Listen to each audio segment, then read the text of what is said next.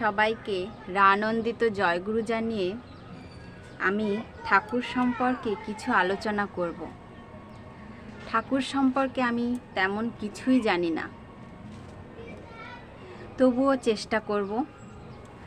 আমার বলার মধ্যে অনেক ভুল ত্রুটি হতে পারে, আমাকে গুরুবোন হিসাবে ক্ষমা করে দেবেন। আমি ঝুমা পাল, আমার বাড়ি গঙ্গারামপুর, দক্ষিণ দিনাজপুর। তো আজকে আমরা ঠাকুর সম্পর্কে কিছু আলোচনা করব। কি আলোচনা করব সেটা আমি বলে দিচ্ছি। কোনখানে আমরা ইষ্টের ছবি রাখতে পারি, মানে কোনখানে ইষ্টের ছবি রাখা উচিত নয়, তো সেই নিয়ে আমি কিছু আলোচনা করব। মানে আমি বলতে এখানে ঠাকুর বলেছেন কোথায় আমাদের ইষ্টের ছবি রাখা উচিত। তো এই সম্পর্কে আমি কিছু ঠাকুর যা বলেছেন সেটাই আমি আপনাদের বলে শোনাবো। তো সবাই একটু ধৈর্য সহকারে দেখুন। তো এখানে প্রবোদদা জিজ্ঞাসা করলেন, আমরা অনেক সময় বৈঠকখানায় ইষ্টের ছবি রাখি।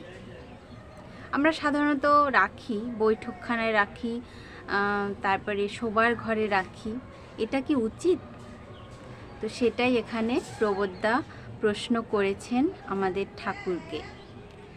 কিন্তু সেখানে তো অনেকেই আসে, বিড়ি সিগারেট খায়। সেখানে কি ইষ্টের ছবি রাখা উচিত? তো প্রবোদদা এই প্রশ্নটা আমাদের ঠাকুরকে করেছেন। এটা হলো প্রথম প্রশ্ন আমাদের ঠাকুরকে। তো এই প্রশ্নের পরিপ্রেক্ষিতে ঠাকুর নিজেই বলে গেছেন, শ্রী শ্রী ঠাকুর বলেছেন, যার যেমন ভাব সেই রকম আবার আর একটা,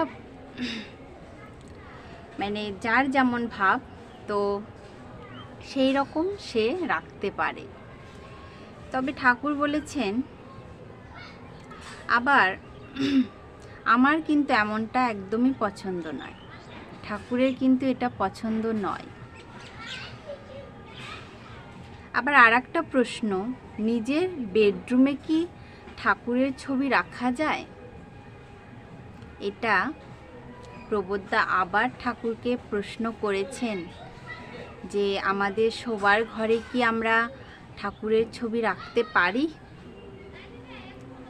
এটার পরিপ্রেক্ষিতে ঠাকুর বলেছেন, আমার মনে হয় সবটাই ভাব আর ভক্তির উপর নির্ভর করে। কিন্তু ঠাকুর বলেছেন, যার যেমন ভাব তার পক্ষে সেই রকম। কোনো বড় বাড়ির গেটে ওঙ্কারের মধ্যে রাধাকৃষ্ণের মূর্তি করে রাখে। এটা আমরা সবাই করে রাখি।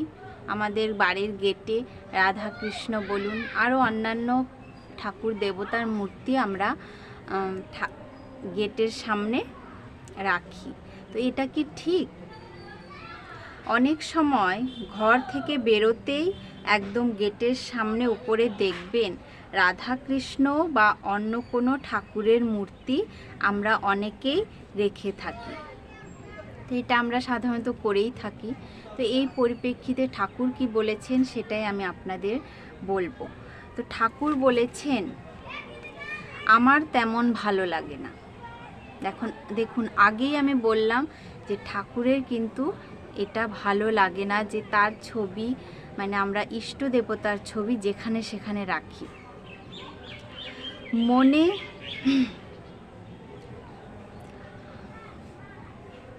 মনে হয় যেন দেবতাকে, মানে যখন আমরা গেটের সামনে ছবিটা রাখি তখন মনে হয় যেন দেবতাকে গেট কিপার করে রাখা হলো। দেখুন ঠাকুর আমাদেরকে কিভাবে বুঝিয়ে দিয়েছেন যে ঠাকুরের ছবি আমরা গেটেও রাখতে পারবো না। কেননা গেটে যদি আমরা রাখি তাহলে ঠাকুর সেটাকে বলছেন গেট কিপার করে রাখা হলো। তো ঠাকুর বলেছেন আমি হলে, মানে এখানে ঠাকুর বলছেন গেটের ভিতর সুবিধা মতো একটা জায়গায় একটা মন্দির বা বেদি করে মূর্তি স্থাপনা করতাম, যাতে বাড়ির থেকে বেরোবার সময় বা বাড়িতে ঢোকবার সময় সেখানে প্রণাম করে যেতে পারি। এখানে ঠাকুর কি বলতে চাইছেন? ঠাকুরের ফটো যদি আমরা রাখতেই চাই তাহলে একটা নির্দিষ্ট স্থানে ঠাকুরের বেদি করে রাখলে তাহলে আমরা বাড়িতে ঢোকবার বা বেরোবার সময় তাতে প্রণাম করে ঢুকতে বা বেরোতে পারি। তো এটা ঠাকুর বলেছেন। তো ঠাকুর কত সুন্দর করে বুঝিয়ে দিয়েছেন। আর দেখুন, যখন আমরা বেদিটা করব তো তখন আপনেই করজোড়ে প্রণাম করতে ইচ্ছা করবে। যখন আমরা কোনো ঠাকুরের মূর্তি বা ঠাকুরের কোনো বেদি দেখি তখন নিজেই কিন্তু আমরা করজোড়ে প্রণাম করি। তো ঠাকুর এখানে বলেছেন যখন আমরা বেরোবো বা ঢুকবো তখন আপনিই করজোড়ে প্রণাম করতে ইচ্ছা করবে। এটা একটা খুব ভালো ব্যাপার হবে, তাই তো? এটা কিন্তু অবশ্যই খুব ভালো একটা ব্যাপার হবে। তো ঠাকুরকে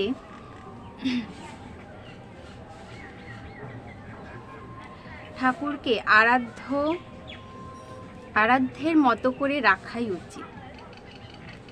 আমরা যে ঠাকুর কি বলবো, যেটা আমাদের ইষ্ট দেবতা তাকে আরাধ্যের মতো করেই রাখা উচিত। যথোচিত মর্যাদায় অভিষিত শৈথিল্য ধীরে ধীরে মানুষের উদ্গতি নিয়ামক চলনকেই খোড়া করে দেয়। তাহলে এখানে সম্পূর্ণটাই ভাব আর ভক্তির উপর নির্ভর করে। প্রবোদ্দা আবারও বলেছেন, প্রথমেই দাদাটি প্রশ্ন করেছেন,